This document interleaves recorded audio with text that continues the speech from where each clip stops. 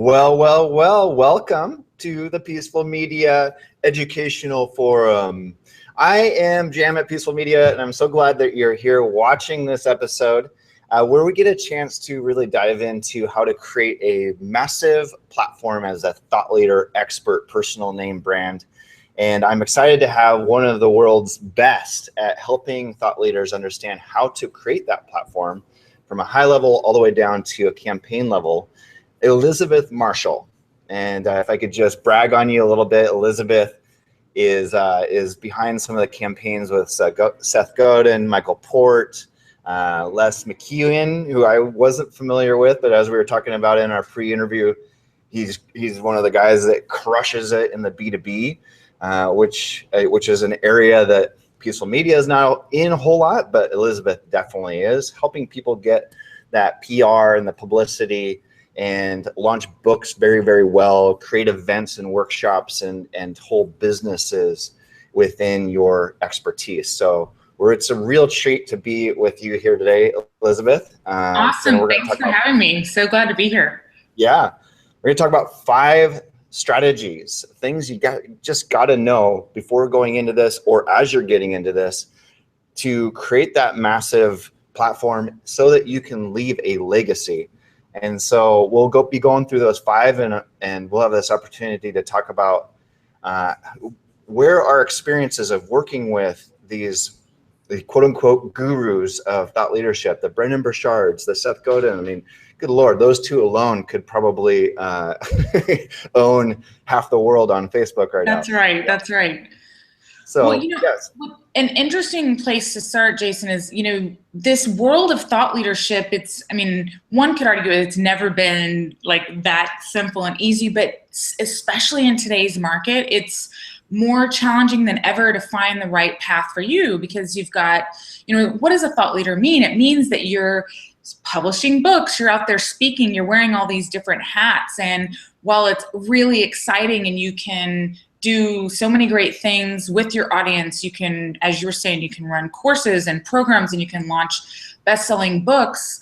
You've got publishing, speaking, and media that's all a part of this mix, and things are changing in real time and it can be very confusing. So those of you listening and watching may say, oh, I'm gonna just try what I saw Brendon doing, I'm gonna try what Seth is doing, and that's a great practice to watch, some of your, those that you admire and those gurus. It's really about understanding like where you sit on the map, your current stage as a thought leader, and when you know your stage and your audience and your business model, and when in fact, oh, whoops, I've been going to New York when in fact, California is the right destination for me, or the Pacific Northwest, then you can know, okay, this is what my journey is gonna look like.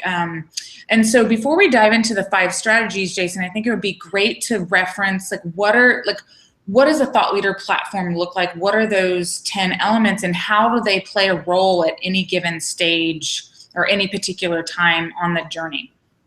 Yeah, that's really smart, because how many people are coming to you with a preconception of what they need to do without stepping back from the forest or stepping back from the trees in order to see that forest of what does make most sense, and most importantly, I find, is which sequence is appropriate for me, because you may do all of them. You may do all 10. Exactly, and that's very true. So, so I created this diagram to illustrate the 10 elements of your thought leader platform, and it's kind of like a foil, because we need all the 10 elements, and we'll use them at any given time. But it is about the elements, but it's not, because say, for example, a thought leader might say, oh my gosh, if I just invested in this, major media PR campaign, and that's going to change my business model, and that's going to change the number of clients that I have. Well, maybe not, right? Or maybe now's the time to launch my book, or now's the time to do X, Y, or Z. And that may or may not be true, because it all depends on your stage, your audience, and your business model. So at any given time, there's going to be certain aspects of your platform that you're going to be focusing on, and then others that are not going to be as important. Yeah. So do you want to take us through the 10 in your thought leader? Elizabeth has a wicked cool page on her site all about her thought leader diagnostic platform diagnostic. Yes. So I will share that right now. I'm going to share that with you because that is really good to just from a design standpoint and information communication standpoint. It was a really neat way of articulating what this whole industry can look like for you. That's right. So, and is it showing up on your end? Not yet. Okay, got it. Let me pause for station identification. Okay, oh, I see stuff. Yep, there we go. Yeah, so nice. Here we go. So here's the my handy dandy diagram to give you a sense of what a thought leader platform looks like. And I'm just going to talk about each one briefly because we're going to, as I mentioned, it is about the elements, but it's not. So the first one, if we start at 12 o'clock, is your message. And the way I define message is the core message that will actually change the conversation in your industry. And so there may be a lot of things where you have expertise, but to really stand out as a thought leader, you want to align with that big idea and that core message that it has transformative power and will allow you to become that recognized leader. So next at around the circle, we've got audience. And yes, we know that we need an audience, but this is, I like to say that anyone is not an audience. And while your work and your message could impact so many people, the truth is, Jason, right, that there's a group of people that are specifically meant to hear your message and that they know that it is for them and that you are called to serve a particular group of people. And the more that you can tailor your message and tailor your strategies to really speak to the needs of that audience, the more successful you will be. 1,000. So, and I would say, you know, it's interesting, so many times when I'm talking to thought leaders about frustrations that they're having, you know, the lack of success with certain strategies, or they're, you know, feeling frustrated about certain results, it's usually because that there needs to be further refinement with these two elements, the message and the audience. So we'll come back to those. I can't agree with you more on that, Elizabeth.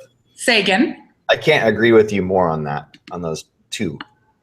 And, you know, it's interesting, Jason, you know, what Brendon and Seth and Michael Port and so many others know well is that, and this actually takes us to one of our strategies, that it's never one and done. And so you don't get to this point where your message is finished, or you're finished with the stories that you would use in your keynote, or for you guys certainly know, you're never finished with your website. And then that the pace of change with your online platform and digital presence is, you know, those iterations have to happen faster and faster. And why? Because our market is changing and we need to be in sync with our audience. And also the message is a living, breathing entity as well. And so that you always want your language and your examples and your stories and your concepts to be relevant and in sync so that they really speak to the heart of your audience. Okay. And if I could just add one note, I mean, that's one of the exciting things about this industry is that you're able to be dynamic and switch and go with the flow of where your audience needs you to be, where the market's going, which tools are working. Whereas the big corporations, they've got to go through 8 layers, sometimes 80 layers of red tape in order to make a decision. Okay, you know what? Let's set up a Facebook page. You know, when you're like, okay, click, click, click, I'm done. Yeah, let's do it. Or, right, or if they wanted to try to use Periscope would have been like obsolete by the time they got approval to use it. Right. Wait, I'm all ready for my Periscope, damn it. Exactly. Oops, the party has moved to Facebook Live. You've missed it. Yeah, so the dynamic piece is such an important element, because while you know, it's important to have a strategy, and it's important to know like which marketing strategies and tactics and which approaches are going to work best for you.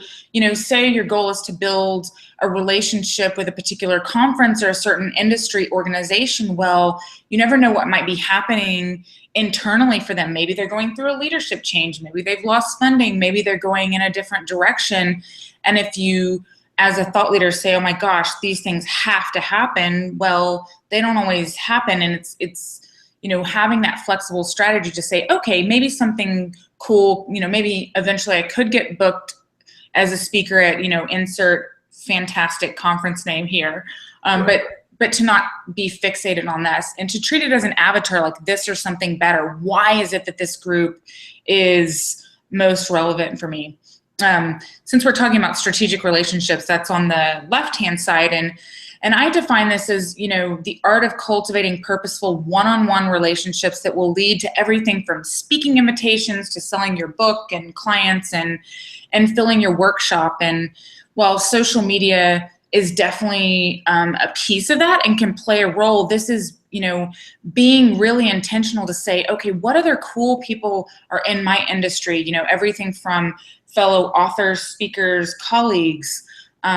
If you're in a B2B space, you know, who are those CEOs, executives? If you're in that B2C space, who are the leaders of those organizations that serve a similar audience that you can get to know and build a relationship with, as well as, of course, you know, referral partners and others that serve adjacent audiences that would be interested in the work that you're doing. Because really, you know, in all the years that, you know, I've designed and run book launches, it really comes down to the relationships. I mean, you can use great marketing strategies, but they're really, we're talking about them in an abstraction if we're not talking about them, you know, being grounded through the relationships that you actually have, unless we're talking about, you know, cold calls.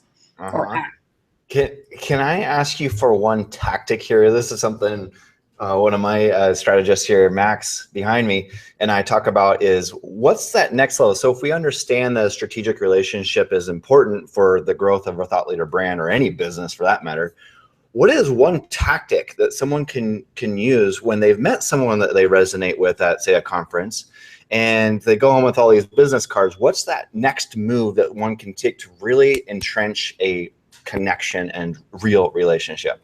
Yeah, such an important question to consider. So yeah, so say you've met that person at a conference and you send them a follow-up email, you know, and this has to all obviously couch within the realm of authenticity and sincerity. Big words. Yes. Big so, words. But to say, you know, hey, so-and-so, is a really, truly an honor to meet you. I admire X and X about your work and the things that you're doing. Really enjoyed our conversation about X and thought you might appreciate this resource, or here's a link to the book we were talking about, or here's a link to such and such that I thought you might find to be useful. So just to give you an example, so somebody like John Jant. So John is the author of Duct Tape Marketing and a number of other books. He's been in the space, small business space, for a long time. Great guy. So John loves jazz. And so say you meet John at a conference, maybe you don't get to talk about jazz at the conference, but you know this about John because you've done your homework. Well, if you really wanted to make an amazing impression, send John, do a little bit of research on some cool jazz albums that have come out, and send John a gift card, you know, to grab an album on iTunes, or I don't know if it's cool to send CDs anymore because they're kind of like old school, but you get the idea, right? Yeah, I do. So something like that, you know, being thoughtful, paying attention, or somebody like a Bob Berg who wrote The Go-Giver, which is a book that has sold close to 1 million copies and is really successful about leading first, being generous. It's a great book in terms of how to build relationships, actually, but certainly in a sales capacity. So somebody like Bob, he loves dogs, and if you know things about people's personal lives that are really meaningful to them in an authentic way, you can speak to those, send a gift if it's appropriate, or just send a resource or something along those lines to say, hey, I really acknowledge and hear you, versus just, hey, nice to meet you. Do you want to buy from me now, or will you help me out now? Totally. Brilliant advice. Thank you for going on a little tactical tangent for me. Tactical tangents totally work.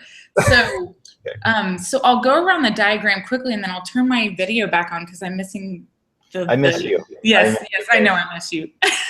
So, okay, so we've got website, and I know Jason will want to dive into that. You have so much to say about like what makes for a compelling online presence. But you know, as many of you guys know that are listening, not just having a beautiful website, but one that is purposeful and that actually positions you as a change maker and will take the visitor into a relationship with you so that there are next steps. And sure, conversion is all part of that, but it's about deepening those relationships, whether they end up buying your $10,000 program or not, engaging with you in some way. Maybe they buy your $197 program or whatever level, but creating a website that engages and deepens that trust and authenticity.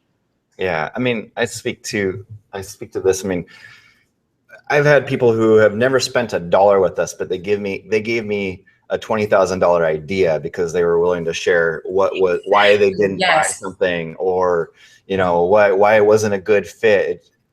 I mean, you really got to look at everyone as an idea supplier in your business, whether that's whether it's an email subscriber, someone you meet at a conference, or tapping into your own intuition. Yeah, and I love that phrase, idea supplier. One of the things that I still do in my business that, some of my colleagues have said, really, why do you do this? So I offer a 15-minute strategy assessment session, which is basically an intro call where, whether somebody hears me on a podcast or a webinar, they're on my list and, click through and decide to sign up. We have a conversation about, where they are, what's working, what their goals are, and what those next steps would look like. And I find those conversations, Jason, to be so valuable because it helps me keep a pulse on, everything from the mindsets, the fears, the thinking, the current thinking that's happening in the minds of thought leaders at all levels, as well as, new challenges, opportunities, industry data. They're just such valuable calls. And do some of those clients buy and become clients? Of course, but I value the calls by themselves because they're such, they're great connections. I love meeting people and building relationships, but they are a source of they're an idea supplier, as you so succinctly said. Amen. Amen. Cool. Okay, so I'm serious. I'll go fast. Okay. I keep interrupting you, and I'm going to let you talk. Yeah, it's all good. So content strategy. So we know that content is important, but the shift that has happened in the last couple of years, and certainly even more rapidly in the last 6 months, is you can't just put out content. It's got to be good. It's got to be relevant. And there's both the content creation as well as content curation, as my colleague Shema Hyder, who's the author of Momentum, likes to say, that to be thoughtful about the channels that you're using and the type of content that you're sharing so that you're building trust and rapport. And not only that with your potential clients and your audience, but also that you're getting the attention of that conference director or that program director for an association or an organization that could bring you in to speak or want to have you as a guest podcaster, certainly your colleagues as well. So to be really both agile and artful about your content.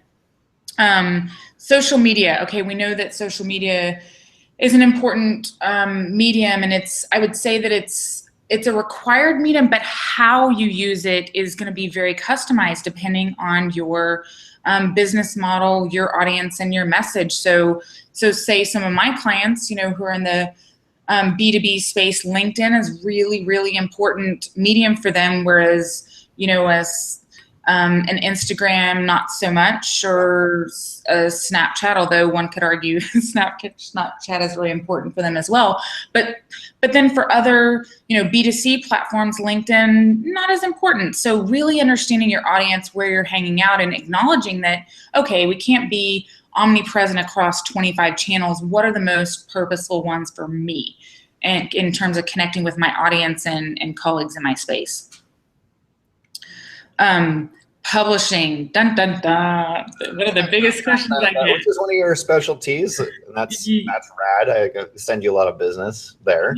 Yeah. So publishing, gosh, publishing is important, but it's also about, it's not just, oh my gosh, I've got to have a book tomorrow. It's, writing that right book at the right time with the right strategy, and that can mean instead of writing that big idea book that you feel like, oh my gosh, this is where my heart is, maybe you write a more narrow book to really help you grow your platform so that you have the platform to where that next big idea is a success. And I'll give you a really specific example. So Michael Port, who's the author of Book Yourself Solid and 6 other books, which is cool. It's one of the evergreen small business marketing books. And I have had the pleasure of helping him launch his first and his last book. Not the last one he'll ever write, but his most current one. So I helped him launch Book Yourself Solid back in 2006. And then we launched Steal the Show, which is all about influencing your audience, whether it's formally from the stage or even in a conversation like this,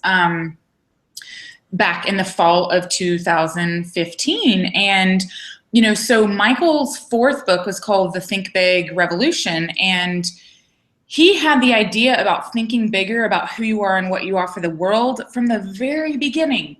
But he so wisely knew that as he was building his platform with small business owners, you know, it's hard to think big when you don't have the structures to be book solid and to grow your business, you know? So he started with that book, which has a lot of heart and soul, but it has that framework and that structure to help his clients get book solid, and it's, you know, sold hundreds of thousands of copies, all that good stuff.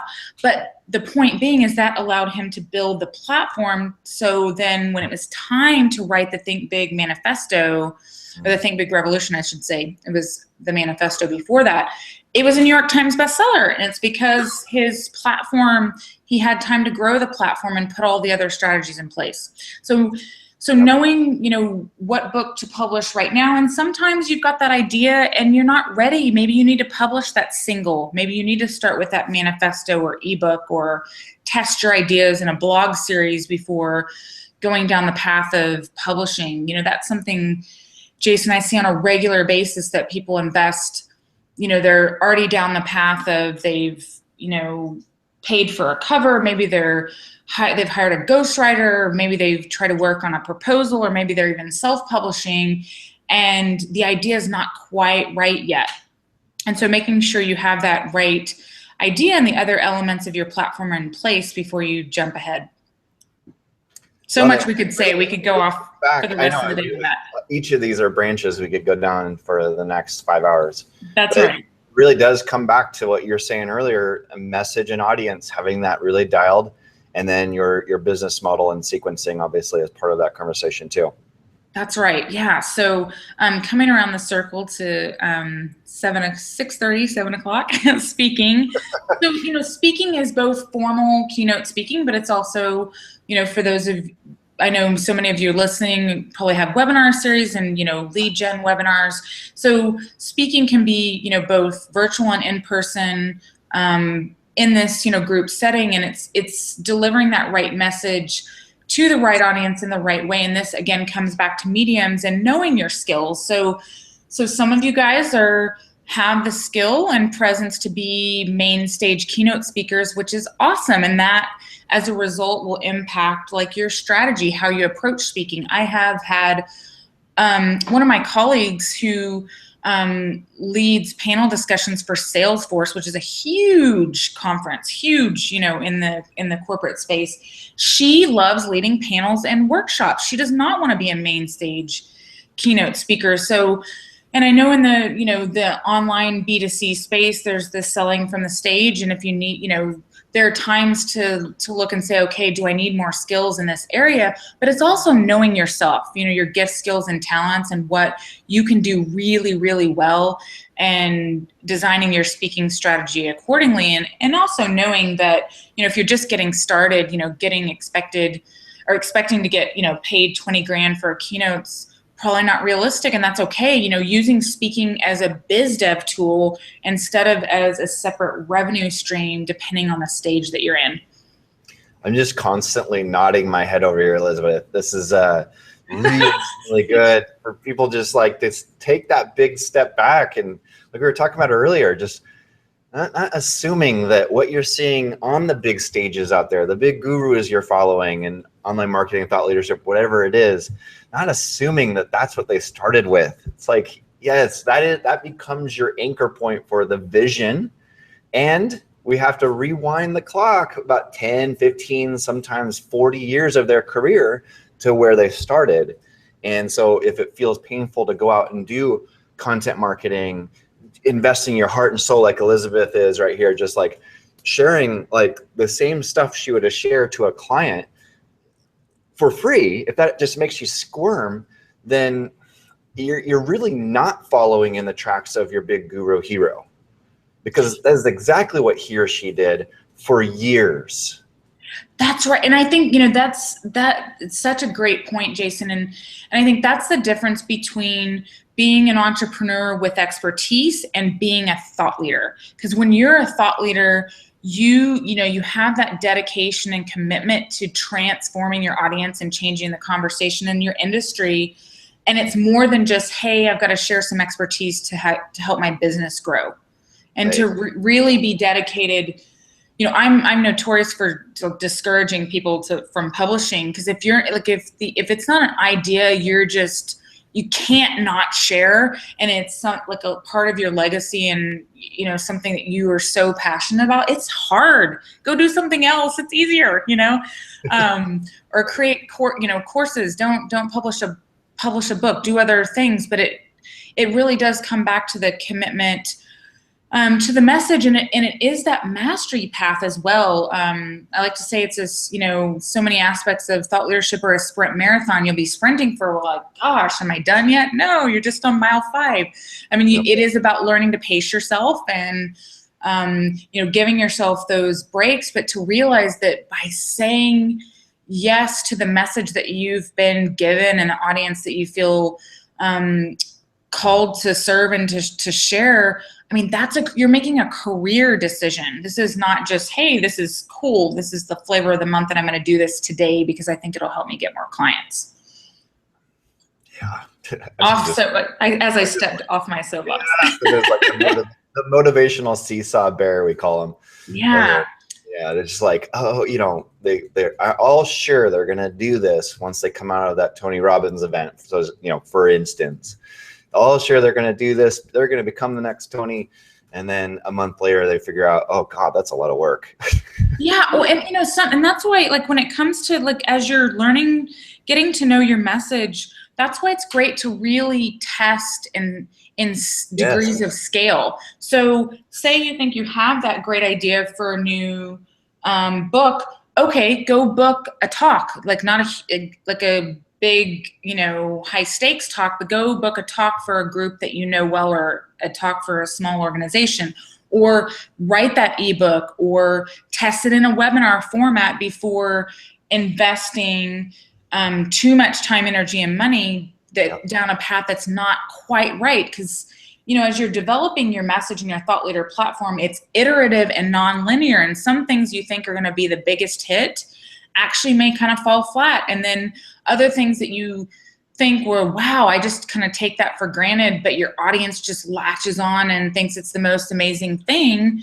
You want to have that two-way dialogue between, well, it's actually a three-way dialogue between you, your message, and your audience, and be listening and looking for signs and signals in terms of how to shape and direct the development of your work, and testing it in scaled ways so that you don't, as we're using that navigational analogy, don't realize, oh crap, I'm in Virginia when I should be in Arizona, Mm-hmm. So I'm just realizing once again how interwoven all of these 10 are. These 10 are in your TLPD. I think we should modify this design a little bit and throw a little arrows going the other way as well, because again, your content marketing is your tentacles. It is your feedback machine. How many thought leaders, Elizabeth, do we know who've used content marketing, their blog, for instance, their webinars, their YouTube show, to create the perfect book for their audience, because their audience was listening to these iterations out there all the time, providing feedback, helping you shape it. That's right. Exactly.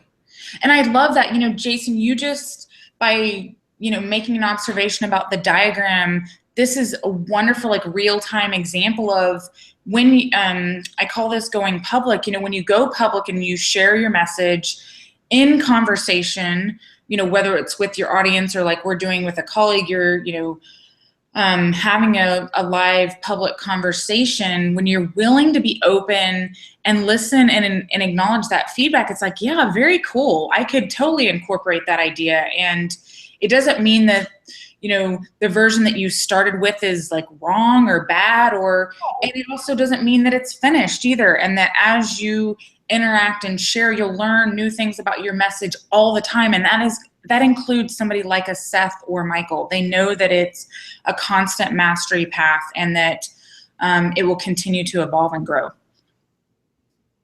Sweet.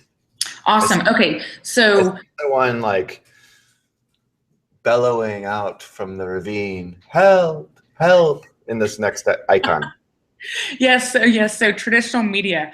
Oh my goodness. This is the money pit, right? So this is traditional media. Gosh, has changed so much, and it still plays an important role, especially, you know, for those of you who are further along as a thought leader, and you know you have a developed platform around publishing and speaking, and you know media is important for you. For some of you guys listening, traditional media may play a small percentage for you, and that's okay. So we were joking before we started the live session that like if your expertise is manufacturing or leadership or sales, don't expect the Today Show to book you. And that's actually not your audience. And it's easy to get like the fish hook in your mouth, you know, like feeling that pull, or the siren song. Let me see how many metaphors I can use. Get hooked by that big media. And I actually like talk to my clients about like find those bread and butter organizations. There could be some like seemingly obscure, you know, publication or magazine or TV outlet or print publication that doesn't have that sex appeal, but my goodness, it's targeted, it's focused on your audience, and they have money and they want you to come in and it's purposeful. That's what's right for you, you know, versus, you know, trying to like land the New York Times, because I can tell you from experience, and I know I'm sure, Jason, you've heard your clients say this, is that, you know, just because you're mentioned in the Times or, you know, insert really cool major media outlet, it's the visibility can be nice, but it almost never leads to that windfall of success and fame and new clients that people expect. And so really understanding what you're wanting from media and why you're investing is is so important. And I would say 9 times out of 10, Jason, I find that thought leaders are spending a disproportionate amount on media, or spending it too early when they're not ready, either because their message and audience aren't refined enough, or quite frankly, they could do like they could get the same results by not investing money down that path, and instead choose to develop, as we come around the circle, more strategic relationships that you are able to develop without media. Elizabeth, I have a question in regards to strategic relationships. Or did you want to share what that is first, and then I could ask you this tactical? Yeah, sure. So we touched on this a bit earlier, but basically, you know, strategic relationships are different than, oh, I've got 5,000 Facebook friends, or I've got, you know, X thousand Twitter followers. You may have some strategic relationships that are a subset of those friends, but I like to say with strategic relationships, this is about quality versus quantity. You know, these are like one-on-one relationships where you could email someone and they would return your email. So it's everything from colleagues, fellow authors, speakers, thought leaders in your same space or adjacent spaces. It's about industry leaders, you know, company CEOs, influencers, other players that know your audience, that you believe in what they're doing, and vice versa, that you want to say, hey, let's see how we can play together. And that play may look like what we're doing right now. It may look like, hey, I'm happy I can give you an endorsement, and vice versa. Or it may turn into something more substantial, like a JV opportunity, but, you know, getting, and then referrals and things like that, but getting to know, you know, building those relationships and creating rapport before you make a request is really important. Yes. So a lot of people come into this game with a little bit more of a corporate mindset. Dare I say it's a little bit more scarcity driven mindset. Maybe we can go Republican National Convention to see a good demonstration of that. But anyways, not to get political. So they come to this scarcity thing of, well, why would I want to hook my competitors up? That's the stupidest idea I've ever heard of, and that would never fly. So let's dissect why are you on this? Why am I hosting a quote unquote industry? I mean, you're in the same position as Peaceful Media. We do the brand strategy. We do what is the big picture. Why in the world would I feature you on our blog, Elizabeth? Yeah, so I love this. So, first of all, as you and I know, the world is an abundant place, and it's so cool. And when you say, okay, there is enough for everyone, and trust that they're clients that are meant to work with me, and because of the, whether it's shared background experience or just the personality fit or the timing or their particular message and area of expertise, knowing that, it's where our ego kind of that fear side of the ego comes into play. Oh my gosh, if I can't, market to everyone, then I'm not going to get, the clients that I'm meant to serve. But the reality is we can only serve a certain number of clients. Even when you have massive programs, online programs, there are limits. The technology has limits. And so really coming from this place of abundance and knowing this, that if you have been given a powerful message to share, and it's, that it's creating results, you do great work, that's another piece too. You can trust in the value you deliver to clients, then you can say, okay, I will, I'm going to go do my work, I'm going to do my marketing and all those good things, but I'm going to attract the people that I'm meant to serve. And so, I could get a referral tomorrow that I talk to, and I say, you know what, actually, he's a much better fit for Jason. I'm going to make that referral. Or, there are times that, maybe you have a full practice and that person needs help right now, and hey, I'm going to refer that person. Or, oh my gosh, maybe we want to do something collaboratively beyond just a webinar. There's so many reasons that you want to build those relationships, and it comes from that place of both abundance and that spirit of collaboration that, when we partner with other people, we can do greater work than we do on our own. Yes, amen. And if you take nothing away from this webinar, take that away and just try to get your shift in. I don't know, read some Eckhart Tolle, read some Thich Nhat Hanh, yes. Get into a space of abundance, because it is a wildly different approach to this. And the people I know who are successful, people you work with, Elizabeth, people I work with, have that abundance mindset, and it has paid massive dividends. That's right. And, operating from that energetic place, you will just attract things so much more quickly than it's that pull and that attraction, versus push and trying to force outcomes. Amen. Preach it. Yes. Yeah. Okay. So we're rounding out with business model, and then for reals, I'm going to turn on my camera. So business model, this is a big one, right? So here's one of the, we're going to share those 5 strategies because I don't want to leave people hanging. We've had awesome tactical tangents. Yeah, tangents. That's right. Yes, perfect. So with business model, you really want to know, what are your service offerings? Who is your audience? How do you structure your business? Because that will impact which marketing strategies are going to be effective for you. And actually, this ties into one of the 5 strategies. So one of the things that I like to say is, what worked for Seth may not work for you. So repeat after me. What worked for Seth may not work for you. You don't have to feel shame about that. But there's with trending guru, Yeah, there's multiple reasons that could be true. But let's just look at Seth's how gifted and prolific he is as a writer. He writes a daily blog. And someone could say, oh my gosh, well, I've got to write a daily blog. Well, why? Your business model is totally different. Seth is one of the lucky few that gets, by hard work, I might add, that is able to be, he does have revenue from being an author. Most authors don't make money off of the book side of their business.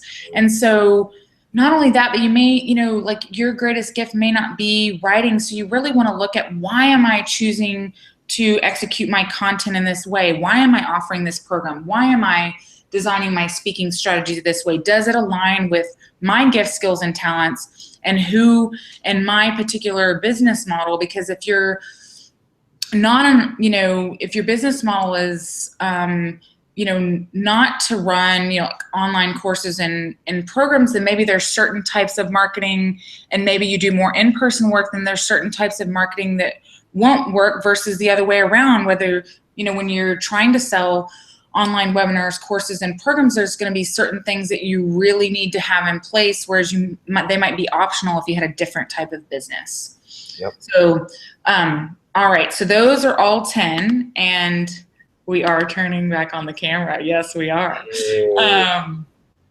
Or we thought we are. Yes. So, okay. So so as I was saying, it's about these 10, but it's not, because it's really about, okay, what is my stage right now? You know, am I at a place where I know a lot about my message, but it's not as crisp to the extent that somebody, you know, say if somebody was talking about marketing or leadership or a certain aspect of sales, if your name doesn't come up, then maybe you need more work. You know, it's not just about having that massive platform. Yes, you want to have the audience, but it's also about having a message so good that people can't not share it. Mm-hmm.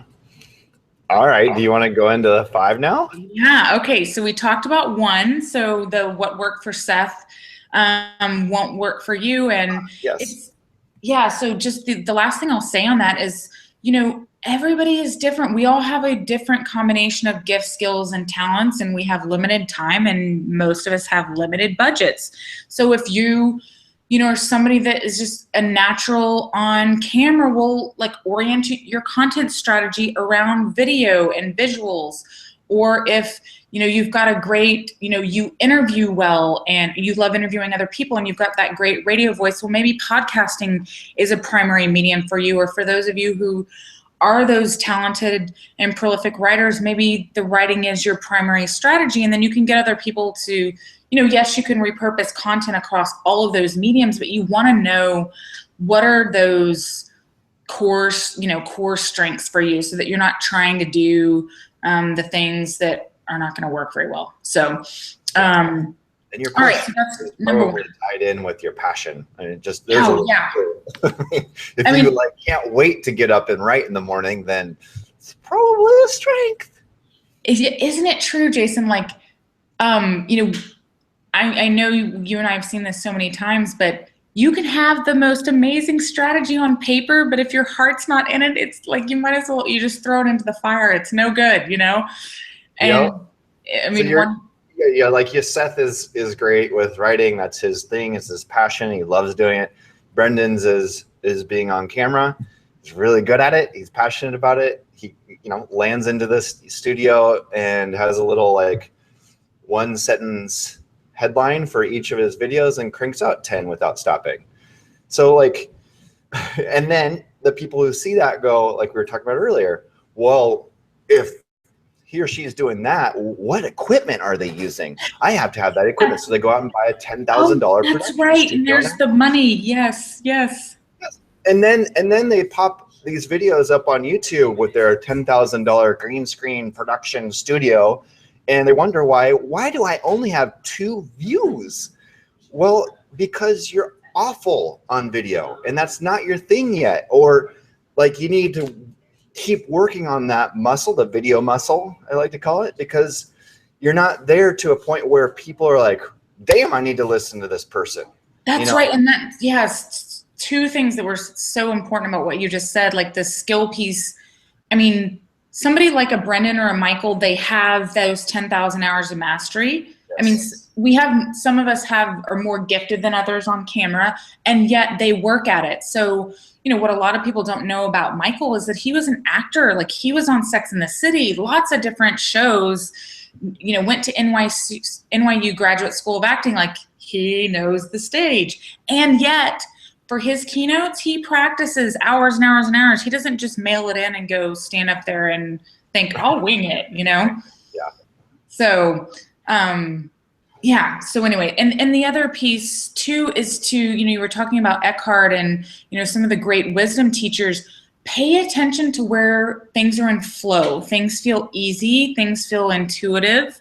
Yeah. That's a really important signal that you're moving in the right direction. This applies to relationships as well. So like if you like, oh my gosh, I got to be picked to speak for so-and-so conference, or I just want this person to notice me. And you just keep like hitting up against the brick wall and there's nothing moving. It could be the right person at the wrong time, or it could just be the wrong fit.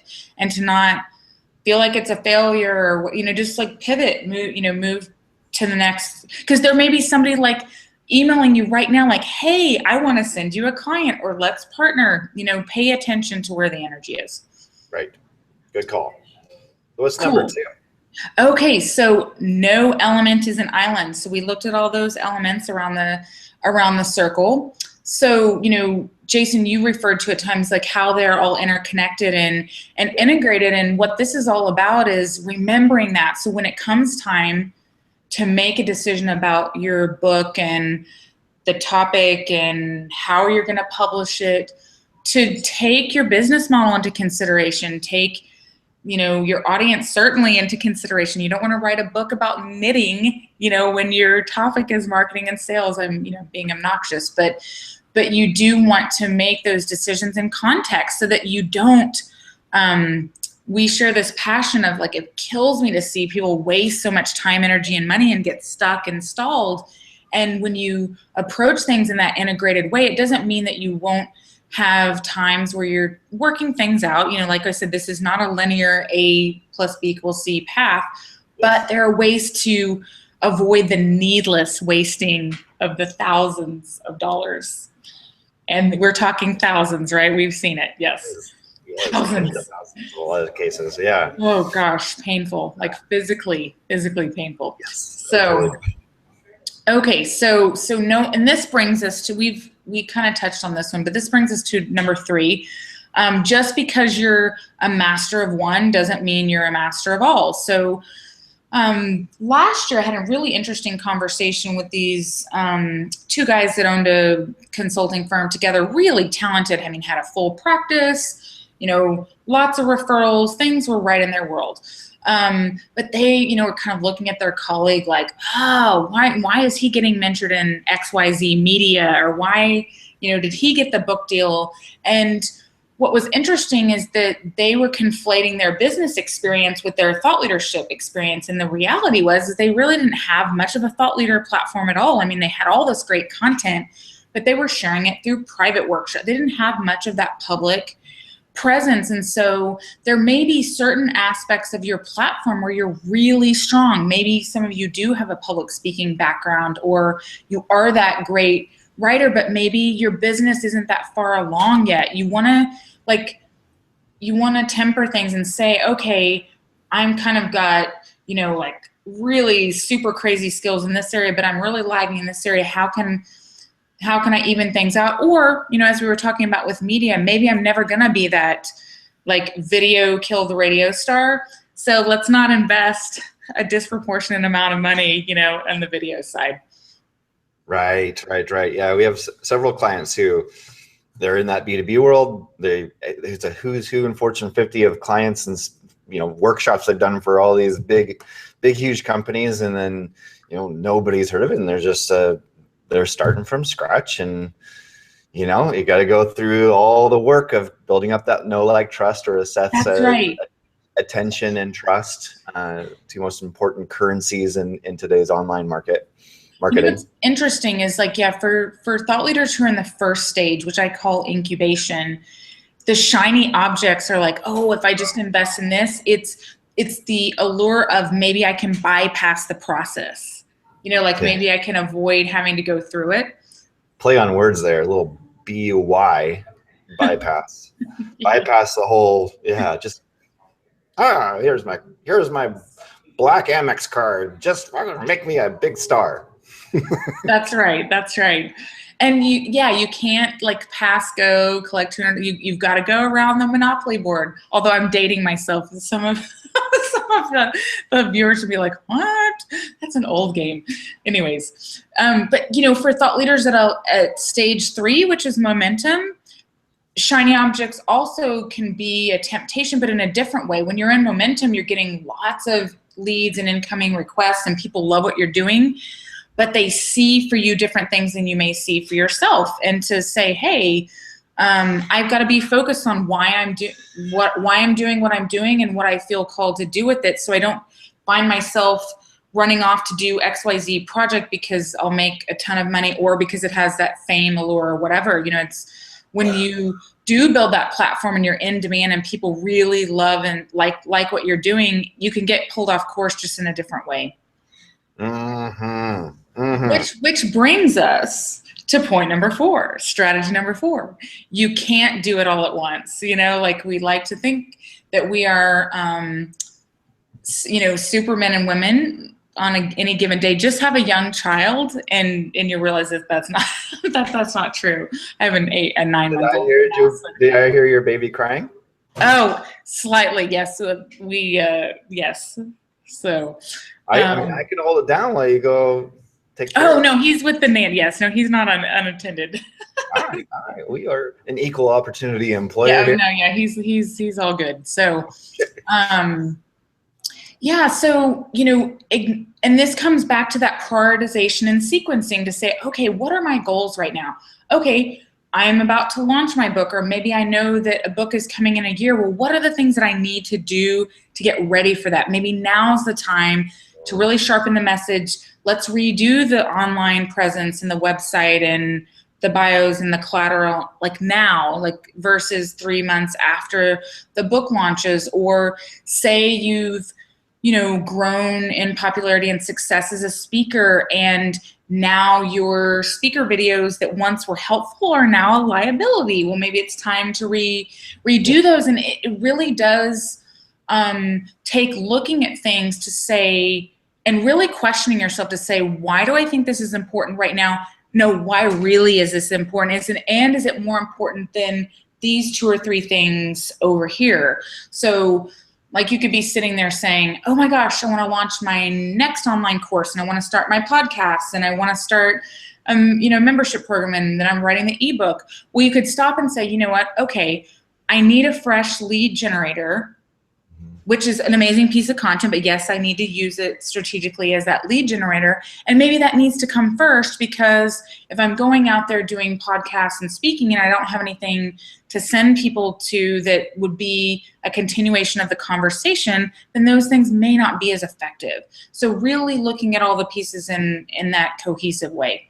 I got a question for you. So this happens all the time where, at least in our business, I'm sure it does for you too, where I'll give you a scenario. Joe is world-renowned for communicating with dolphins. This is not a real world scenario, but go with it. World-renowned, like people fly into the Big Island from all over the world to figure out how did he create such a fascinating communion with the dolphins. And that's what he's built his whole expertise around. And then he comes to Peaceful Media or Elizabeth Marshall and says, okay, but you know what?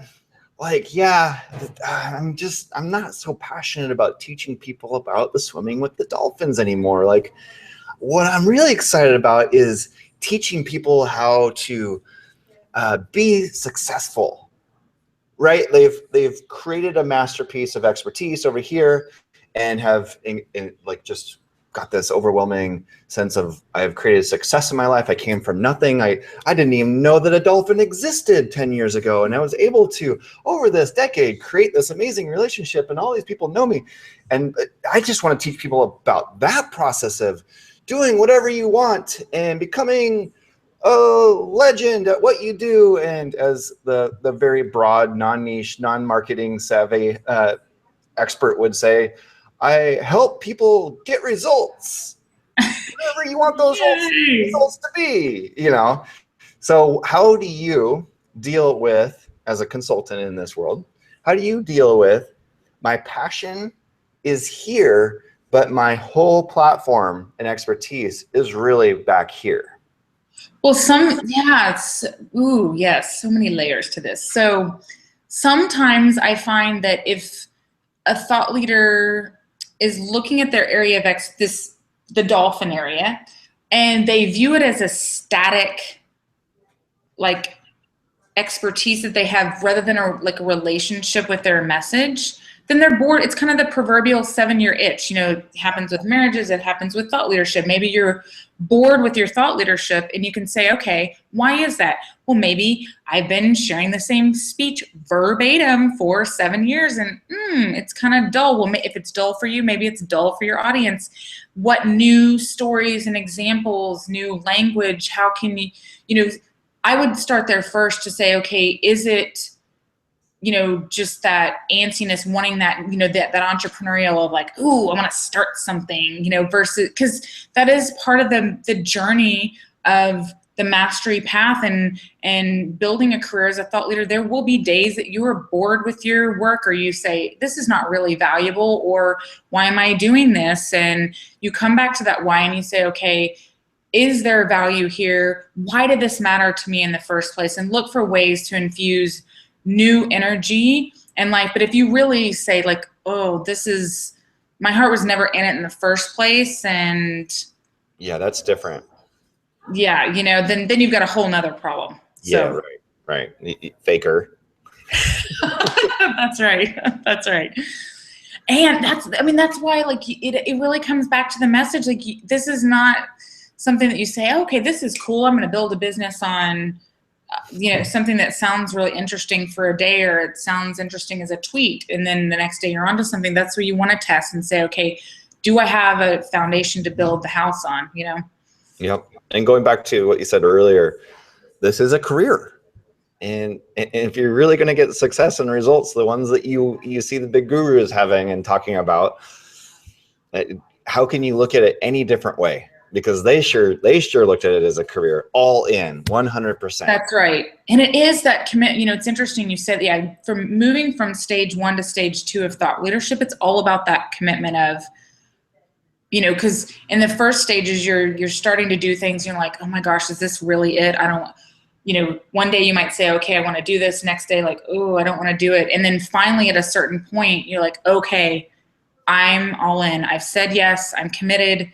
I know it's not going to be easy, but I'm ready. I'm ready to show up and, run the marathon. And you then transition into stage 2, which is all about building and creating those habits of consistency and ubiquity, as well as those, internal habits of revisiting your why and developing those inner capacities to deal with rejection and all the stuff that comes along the way.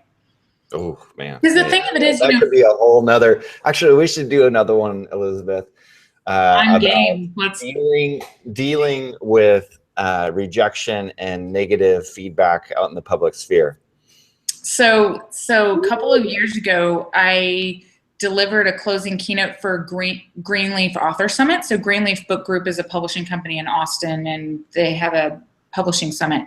So my closing keynote, because I like karaoke, I had a little fun. This was Friday at 4:00. I had to we got to bring some energy and entertainment. So it was called Don't Stop Believing. And it was all about how to survive the setbacks and rejection along the path to succeeding as a thought leader. And so, pardon? Did you get all vulnerable, or do you actually have a good voice? Oh, I have a decent voice, Yeah. Okay. So my undergrad degree is music, so I can sing on pitch. I've had some vocal lessons. Yeah. So, but I will say that I'm down that road, it would be because I'm demonstrating getting over your fears and inadequacies. But yes. For you, makes sense. Okay. So you're entertaining. Yeah. And, one of the points that I make, it's not that Michael or a Seth don't get criticisms, having worked so closely with Michael in various capacities over the past 10 years, I've seen firsthand some of the emails that he's received. Like, we received an email from this random, like during the book launch, I don't even know why this guy was up. It was such a strange thing. But anyways, you know, the vitriol that people feel like they can direct towards people who are successful, it's not that the Michaels and Seths don't get that. They just know how to bounce back quickly. Yeah. Yep. And have a good laugh at it. Maybe share it with your friends. Well, yeah, look what I got today. I'm so proud of this. That's right. That's right. Mm-hmm. Yeah, and to be grounded. Yeah. So, and then the fifth and final, and we touched a bit on this, but it's never one and done. And this comes back to the mindset of viewing this as a career, and really ultimately coming to love the process, like to realize that it's, you know, I mean, yes, and this is a lesson spiritually that is, you know, nothing new under the sun. We know this, but yet it is coming to know it in this way as a thought leader to, you know, your message will never be finished. You will be, you know, changing your web copy, your homepage, you know, as you're testing, things may change more frequently than you want them to, but that's part of the journey, you know, like, because as you're listening and hearing feedback, you need to be making adjustments. And as you go out and share that keynote, you may take a different, you know, you may kill a keynote you thought you were going to be using for 5 years. Case in point, I ran, one of the aspects of my business was called Author Teleseminars, and I ran that series for 3.5 years. And I started that in 2007.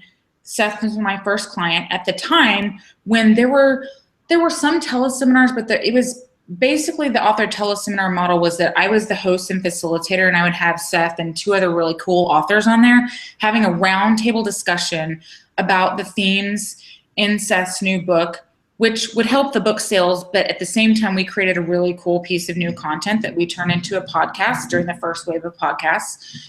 And that model was really, really successful, but that was before the ubiquity of all the you know, authors then, you know, as the mediums expanded and authors were much more willing to do various video interviews, and they understood that they needed to be anywhere and everywhere, I saw that the shelf life for that model was not going to last forever. And I could have hung on to it and gone down in flames, or I could have said, you know what, I've had a great 3.5-year run with this. And I also, Jason, like, listened to what was happening. Like, people would come to me and ask for me to design the virtual book tour when they didn't have an integrated overall marketing plan. I'm like, no, we can't do this. We have to start, you got to have a foundation, you know? Right. So the point being is, like, we can, in this space, like, things are constantly evolving, changing, and growing. And I mean, we can make predictions and have our best guess about how long they're going to last, but ultimately our audience will tell us in the market, and we got to be ready to pivot when it happens. Yeah, so maybe a little tactical tangent here. What are your ways? You have the discovery session, which is that juicy, qualitative, can't beat it, because you get to ask questions, you get to, like, dissect things, really unpack those pains, aspirations, objections, etc. What else are you using to collect feedback from your market? Yeah, so in my ongoing newsletter, I have a Q&A at the bottom. You know, I'm always, like, not just, hey, send us your questions, but I have some custom copy with every email that I send out. So it's tailored to the message for that particular piece of content, so that they'll respond around that particular aspect. And I'll share things like that on social, you know, on social as well. And you know, I haven't done a poll in a while, but I've done various surveys over the years that have been, you know, really quickie surveys that have been really helpful as well.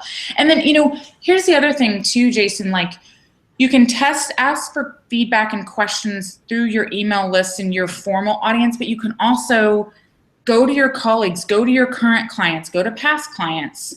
You know, it doesn't always have to be in mass, but to have conversations with people that you value their feedback and, you know, appreciate, you know, what they have to say. You can even launch like a beta group. Say you're wanting to test an idea for a much bigger course, where you can launch a beta version of that. And part of the agreement is they have to give you feedback. Yes, we just did that with Launch 31. Awesome. wildly. It was both a survey at the beginning and the whole thing is constructed to be a listening and feedback course. Yep. Okay. So those are some great TTs, tactical tangents. I love that. Yes. I'm going to use that with attribution, of course. Yeah, of course. Right. Okay, so let's recap, and then I'd like to ask a final question about about the title of our talk and going a little bit deeper into that. And then I'll recap a couple of those tactical tangents that we talked about too. So the 5 strategies for creating a lasting legacy as a thought leader. Oh, great. I thought you were going to recap. Test your memory. Yeah, so what worked for Seth may not work for you. Yep. Just because you're a master of one element doesn't mean you're a master of another. No element is an island. You can't do it all at once. And last but certainly not least, it's never one and done. Yeah, awesome. Okay, so yeah, I had some different language for 2 and 3, so I'm glad you repeated those. Thank you. And then the tactical tangents for people. One has to do with deepening your relationships with people that you get a business card from or you meet someone at a conference, is to go home and ask them, speak with authenticity in your email and do something of value for this person. That we aren't reinventing any wheels here. This is common knowledge. And with that spirit of, this isn't competition, this isn't a scarcity thing, this is an abundant universe, and we have plenty of business to go around. What are some ways that I can feature this person and help their business or whatever they want to explode, whatever areas of their business they want help in or support in. That's right. And then another big tactical tangent is to always be listening. And there's 5 different ways we talked about that you can start getting that feedback, which is really just market intelligence, audience intelligence. That's that'll right. help you market and sell better down the road. And now is get out there and do the discovery sessions. I always recommend that. It doesn't matter how committed you are to an online business, your success starts with an offline business. And the mentality of listening, That's a great way of saying it. someone's voice tell you what their struggles are, what they really want out of life. And then as you offer them a next step or solution, what are their objections? Those literally go into your FAQs on your sales pages, your webinars, or when you're speaking from stage. That's right. 2 is same thing. I mean, Q&A, I thought that was a really good tactic right there. A little custom Q&A invitation at the bottom of all your marketing emails or your broadcasts, your newsletters, whatever you want to call them. And tie it to the topic of that particular. Yeah, so it's more than just a stagnant signature. Right. It's specific. In fact, one of the great email marketing tactics you can use is to ask them to reply to that email. It helps the email service providers like Gmail, Hotmail, Yahoo, that used to be Yahoo, now Verizon.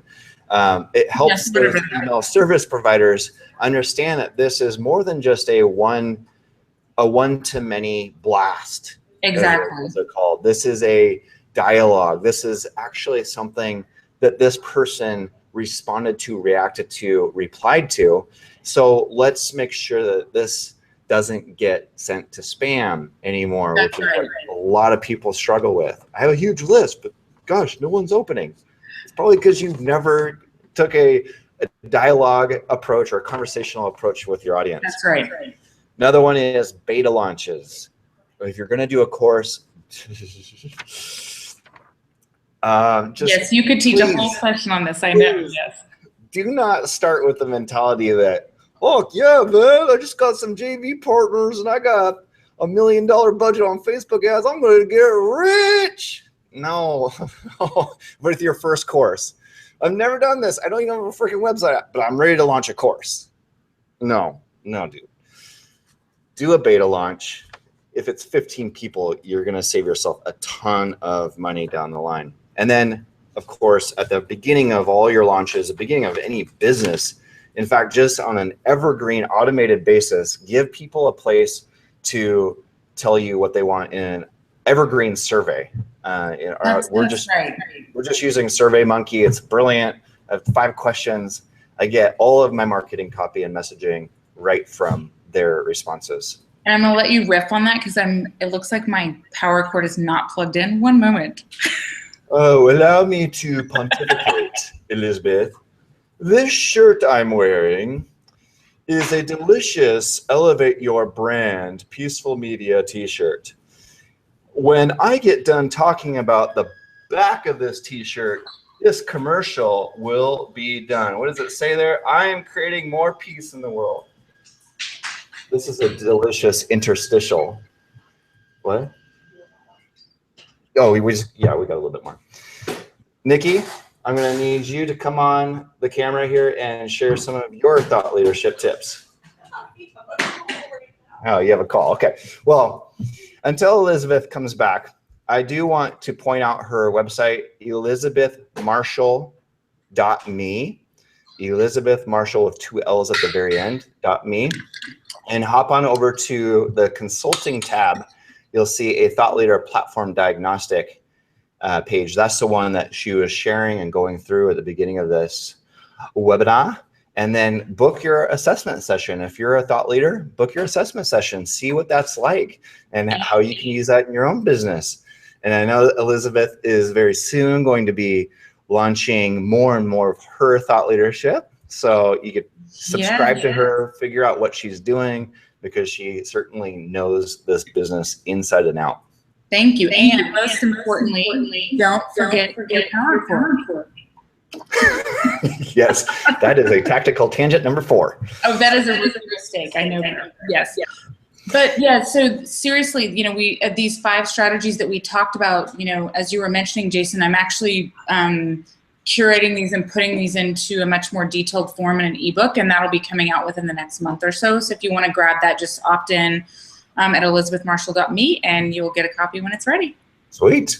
I'm happy to send traffic your way, and I'll put a link underneath this video when we post it to the blog. Awesome.